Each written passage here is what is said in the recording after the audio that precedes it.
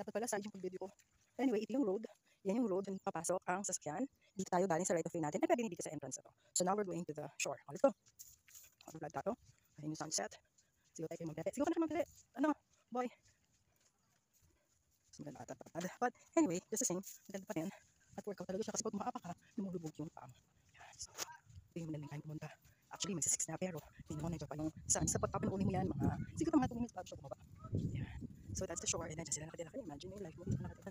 Not bad. Yan, ito na yung mga nandito dito. Ikot ako kung gagawin nila ng resort or bahay lang. Ano ba gagawin nila ng resort? Yung bahay lang. Yan. So may mga tao na. Ay, hindi na pala si Sir Bobby. Baka hindi natin si Montana. At yun na yung mga doggies.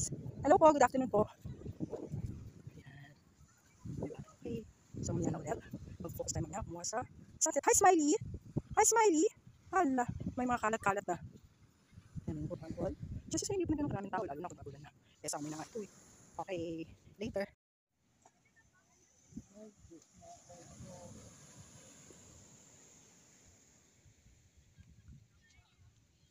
Sea oil ba yun? Is that sea oil?